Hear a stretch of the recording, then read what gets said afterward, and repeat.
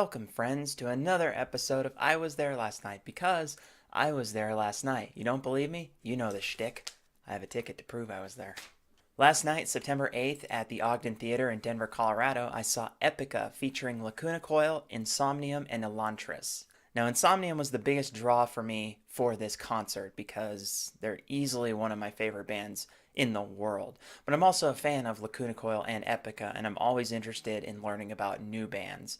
So this was very, very much an attractive lineup.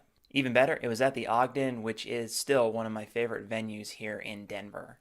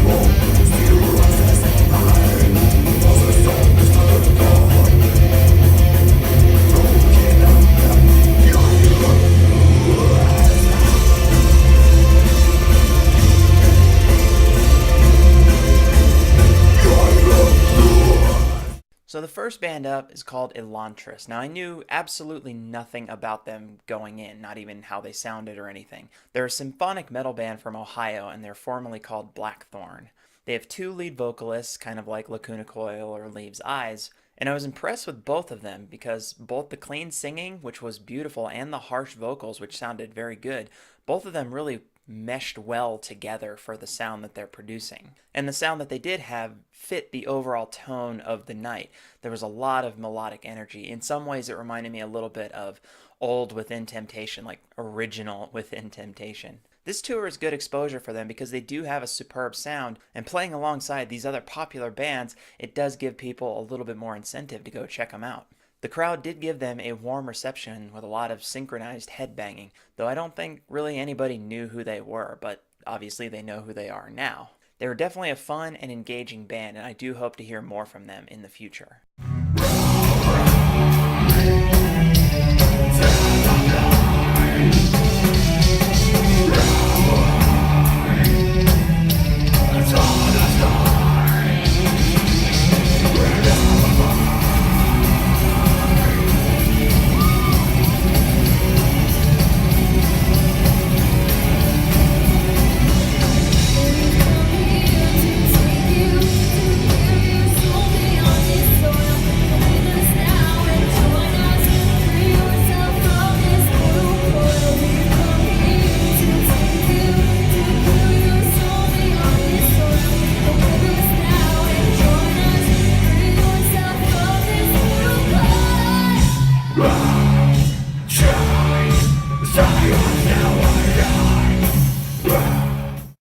Next up was Insomnium, and I'm sorry, Epica fans, but this is the real reason why I came to this show. They're like one of my top three favorite bands anywhere of all time. So I really was excited to see Insomnium again.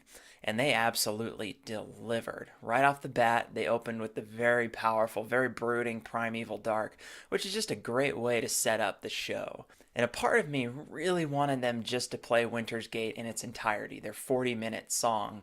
I really wanted them to do that. And they played 3/7 of it, so at least we got a taste of Winter's Gate live, but I really wanted to hear the whole thing. It was also really good to see Nilo this time because he wasn't on tour with them back in 2015 when they came through Denver on their headlining tour. So to have him there, he just brought his energy to it and his sound, and it was just, I don't know if perfect is a good enough word to use for it.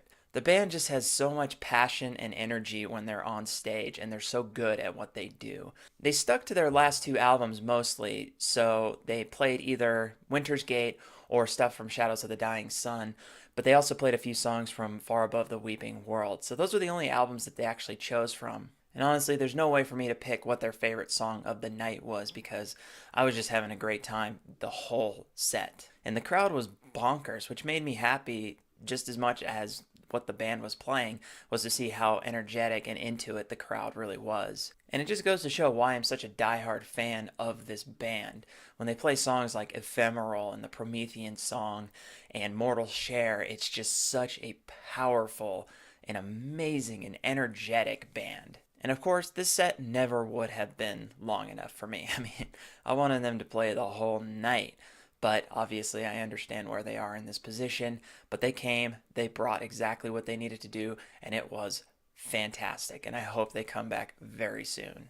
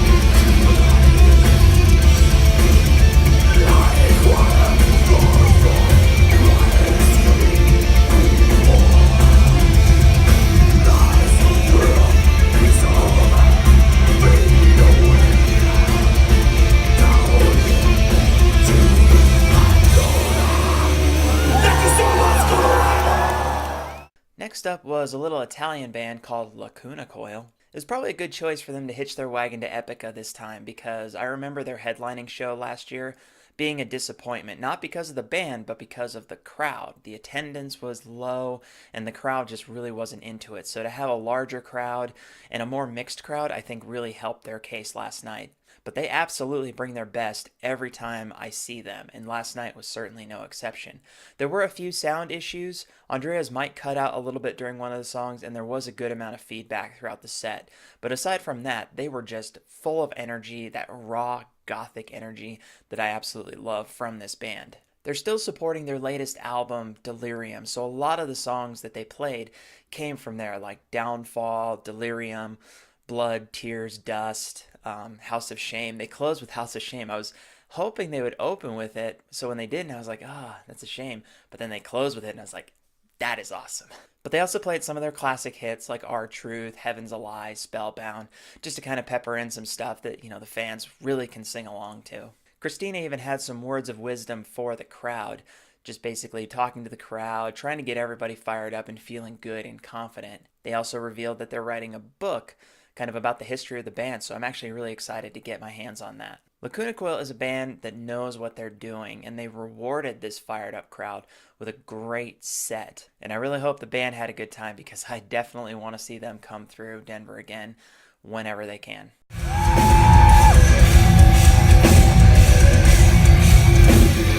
Can you believe this, my friend? I was empty and broke inside. She came to save me from the storm.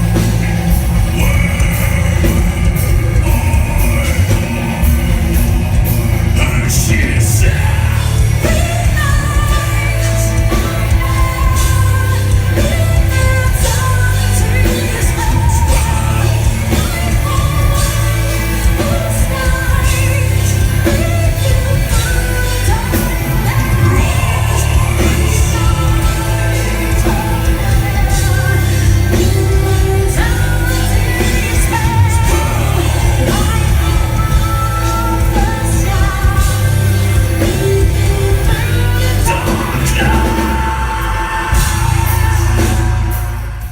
So the last band up was Epica. Now I actually listen to Epica quite a bit, but my familiarity with their music is more in the older albums, albums like The Divine Conspiracy and Designer Universe. That's where I know most of their music. Although I have listened to their newer stuff, I just know their older stuff much more.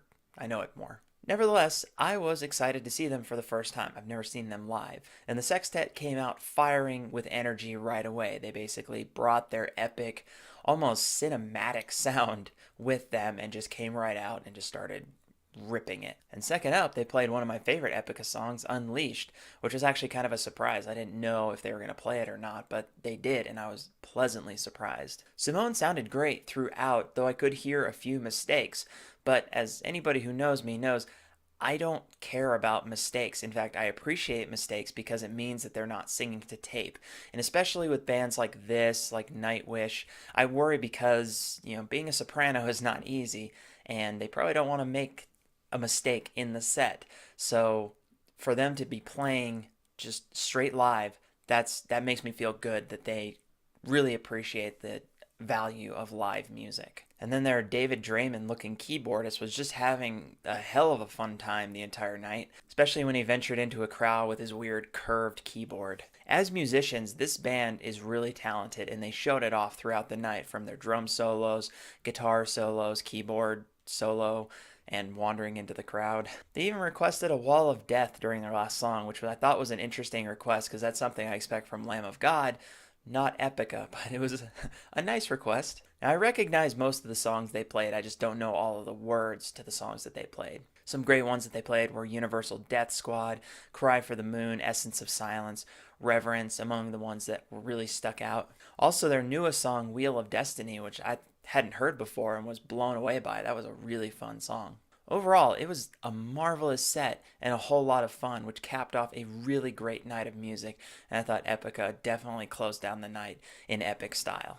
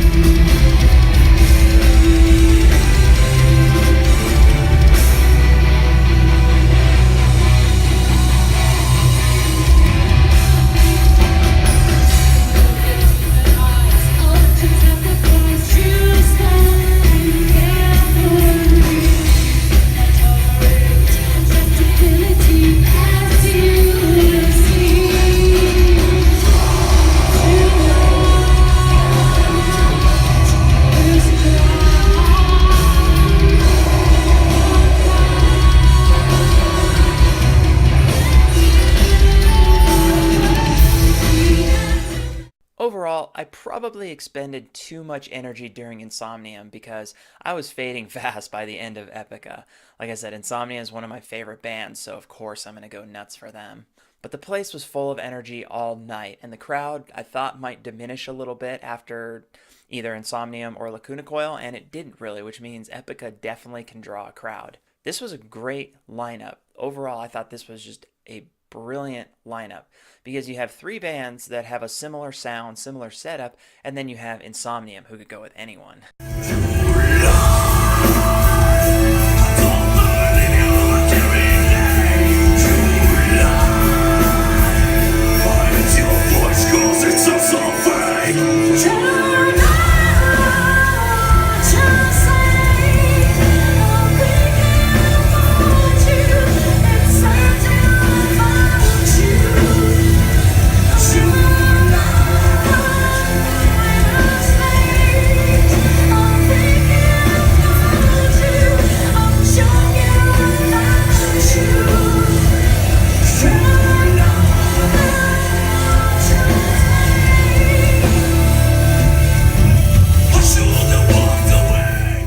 And the crowd was great as well. I like to point out a good crowd because it means that bands will want to come back to Denver.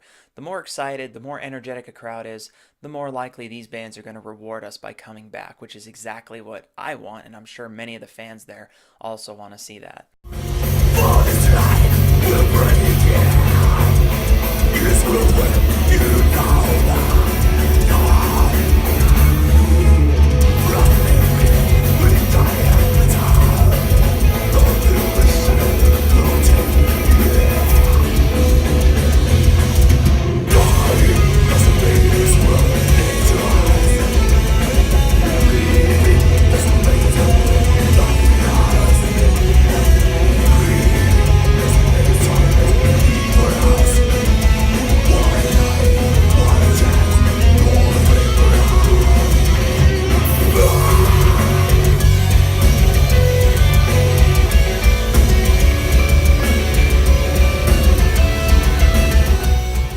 There really isn't much else to say except I need some ibuprofen and a lozenge because it was a superb show all around and lived up to the lofty expectations that I had. If you were there last night, let me know your thoughts on the show. If not, hopefully these short clips really make you regret not going. And that does it for this episode of I Was There Last Night, and I'll see you guys next time. Stay metal. Bye-bye.